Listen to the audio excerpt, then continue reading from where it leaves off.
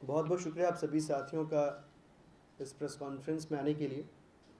आज दो महत्वपूर्ण विषयों पर बातचीत करने के लिए आपके साथ इकट्ठा हुए हैं यहाँ पे।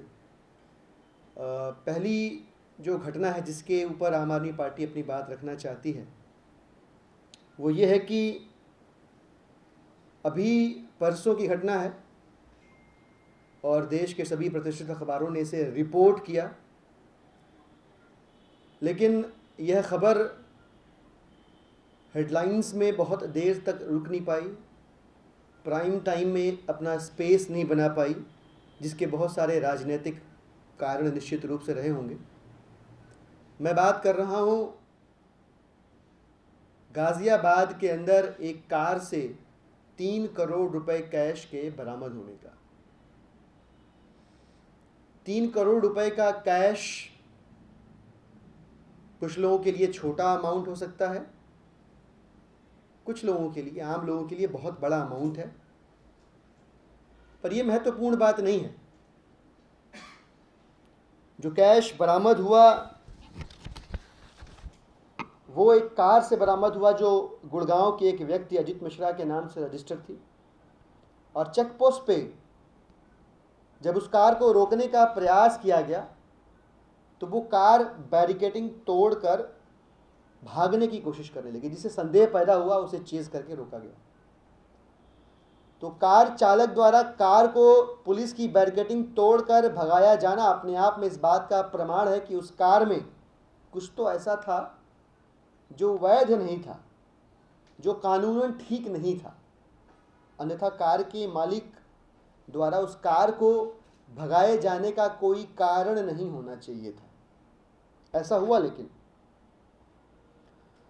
जो दो लोग थे, श्रीमान अनूप और सिद्धार्थ शुक्ल, इनको हिरासत में लिया गया, इनसे पूछताछ की गई और पूछताछ में उन दोनों लोगों ने बताया कि यह पैसा भारतीय जनता पार्टी का है और भारतीय जनता पार्टी का यह पैसा वे लोग लखनऊ के ऑफिस में जमा करवाने ले जा रहे थे। पुलिस ने कहा कि हमें शक है काला धन भी हो सकता है। अब इस पूरे प्रकरण से कुछ सवाल खड़े होते हैं, बहुत महत्वपूर्ण सवाल खड़े होते हैं। पहला प्रश्न ये कि इस बात में अब किसी को शक नहीं होना चाहिए कि यह भाजपा का ही पैसा था, क्योंकि भारतीय जनता पार्टी के पूर्व महानगर अध्यक्ष महोदय अशोक मोंगा जी मौके पर थाने पहुंचे उस पैसे को डिफेंड करने के लिए। तो यह भाजपा का है कि नहीं, इस पर कोई विवाद नहीं है। यह पैसा 3 करोड़ रुपए का जो कैश है वो भारतीय जनता पार्टी का ही था। अब ऐसे में भारतीय जनता पार्टी की जिम्मेदारी बन जाती है, राष्ट्रीय राजनीतिक दल होने के नाते जवाबदेही बन जाती है कि वो बताएं कि 3 करोड़ रुपए कैश का सोर्स क्या था। ये जो फंड उनके पास इकट्ठा हुआ, ये आया कहां से था। दरअसल वो कैश लेते हैं तो 3 करोड़ रुपए में एक मुश्त आया था, छोटी छोटी डोनेशन से आया था या किसी और तरीके से आया था, इसकी जानकारी उनको देनी चाहिए कानूनन, क्योंकि इलेक्शन कमीशन का भी रूल है, इलेक्शन बाउंड स्टेट है। नियम यह कहता है कि आपके पास यदि 10 लाख रुपए से अधिक का कैश है, तमाम तरह के आईडी प्रूफ कागजात तो होने ही चाहिए। आईटी डिपार्टमेंट बाध्य है, यह उनका मैंडेट है कि वो पता करें कि पैसा आया कहां से और किस मद में खर्च करने के लिए उसे ले जाया जा रहा है। तो दोनों ही सवाल है भाजपा के पास कि बताएं कि स्रोत क्या है ये 3 करोड़ रुपए के कैश का, और इसे वो खर्च कहां करने वाले थे लखनऊ हेड ऑफिस ले जाकर। ये दोनों ही बातें उनको जनता के सामने कोई पूछ नहीं रहा, इसके बावजूद उनको ये दोनों ही बातें बतानी चाहिए कि कालधन के ऊपर बहुत बड़ी बड़ी बातें भाजपा ने करी। पहला सवाल तो ये। दूसरा प्रश्न, माननीय मोदी जी ने डिजिटल इंडिया चला रखा है देश। डिजिटल इंडिया का एक विकृत स्वरूप हम देख रहे हैं अभी कुछ कल से ही देख रहे हैं, उसके पहले भी देखने को मिला था।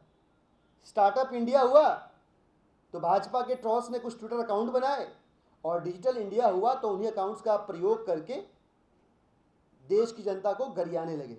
वो एक विकृत स्वरूप है डिजिटल इंडिया का।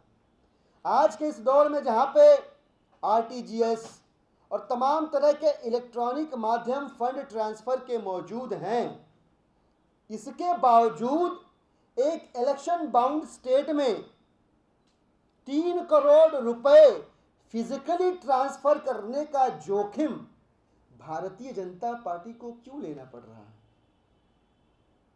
3 करोड़ रुपए छोटा अमाउंट नहीं है। इसे स्टोर करना, स्टोर करके ले जाना, ये जानते हुए कि पूछताछ हो सकती है, फंस सकते हैं, इतना बड़ा रिस्क लिया 3 करोड़ रुपए को एक जगह से दूसरी जगह कार के जरिए ट्रांसपोर्ट करने का। इस जोखिम की वजह क्या थी? यह सोचा समझा जोखिम है कि अनजाने में किसी से धन उगाही की जा रही थी, उसे पता नहीं था, उसे तो खाली ड्रॉप बॉक्स पता था कहाँ रखना है, ले जाकर बीच में पकड़ा गया और फिर ये लीपा पोती की कार्रवाई चल रही है। ऐसा है या कोई और वजह है? ये भारतीय जनता पार्टी को बताना चाहिए। ये उनके लिए दूसरा सबसे बड़ा, सबसे महत्वपूर्ण प्रश्न है। तीसरा महत्वपूर्ण प्रश्न, Bharatiya Janata party already foreign funding के मामले में फंसी हुई है, जवाब देते सुप्रीम कोर्ट में नहीं बन रहा। हाई कोर्ट ने लताड़ लगाई हुई है भाजपा कांग्रेस दोनों को। इन दोनों पार्टियों का 70 to 80% जो है डोनेशन अननोन सोर्सेज से आता है। ये अननोन सोर्सेज ही काले धन का जड़ है। तो भारतीय जनता पार्टी को यदि ऊपर पूछे गए दोनों प्रश्नों के जवाब ढूंढने में मुश्किल होती है, यदि वो दोनों सवालों का जवाब संतोषजनक तरीके से नहीं दे पाते हैं, तो फिर देश ये क्यों न माने कि ये 3 करोड़ रुपए काला धन थे। यानी काले धन को वापस लाने का झूठा वायदा करने वाले लोग दरअसल क्या खुद ही काले धन को पालने में, पोसने में, उसके संवर्धन में नहीं जुटे हुए हैं, नहीं लगे हुए हैं? ये तीसरा सबसे ज़रूरी प्रश्न जो आम आदमी पार्टी दिल्ली की, देश की जनता की ओर से, उन तमाम लोगों की ओर से जो अभी भी इस बात में विश्वास रखते हैं कि 15 लाख रुपए उनके अकाउंट में आ सकते हैं या भारतीय जनता पार्टी काला धन लेकर आ सकती है, उन सभी लोगों की तरफ से ये 3 बेहद संवेदनशील और भारतीय जनता पार्टी को पाक साफ बनाए रखने के लिए आवश्यक प्रश्न हम आपके जरिए उनसे पूछना चाहते हैं। उम्मीद है उनकी ओर से कोई ना कोई स्पष्टीकरण, क्लैरिफिकेशन, जवाब, आंसर ज़रूर मिलेगा। दूसरा, अभी हाल ही में 2-3 बहुत बड़े मामले हुए जिसमें भारतीय जनता पार्टी द्वारा शुचिता की राजनीति करने का दावा, चाल चरित्र और चेहरे की राजनीति करने का दावा खोखला साबित हुआ। भारतीय जनता पार्टी के ग्वालियर के एक नेता टीनू जैन की गिरफ्तारी की बात कर रहा हूं मैं, जहां उन्हें एक महिला के साथ सलून के अंदर आपत्तिजनक हालत में पकड़ा गया और बाद में छानबीन किया गया तो पता चला भारतीय जनता पार्टी के तमाम बहुत बड़े बड़े नेताओं के साथ इनके बहुत घनिष्ठ संबंध हैं और ये महानुभाव सेक्स रैकेट चला रहे थे। टीनू जैन भाजपा के नेता हैं, व्यापारी हैं, माफ कीजिएगा, देह व्यापारी हैं, और इनके संबंध कहा जा रहा है कैलाश विजयवर्गीय के बहुत करीबी हैं। उनके साथ जो व्यक्ति उनके चार्टर प्लेनों में सफर कर सकता है वो कितना घनिष्ठ होगा, हम और आप और इस देश की जनता बड़ी आसानी से इस बात का अंदाजा लगा सकती है।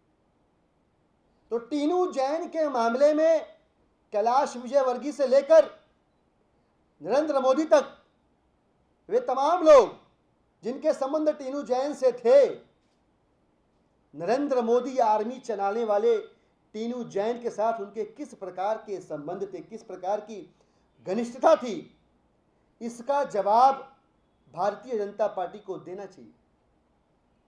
क्योंकि मामला यह भी निकल के आया है कि महिलाओं की जबरन तस्करी कर उनसे देह व्यापार करवाया जाता था। जिस महिला को वहां से पकड़ा गया इनके साथ आपत्तिजनक अवस्था में, नागालैंड की महिला थी, उसने कहा मुझे जबरन इस व्यापार में धकेला गया, मजबूर किया गया मुझे।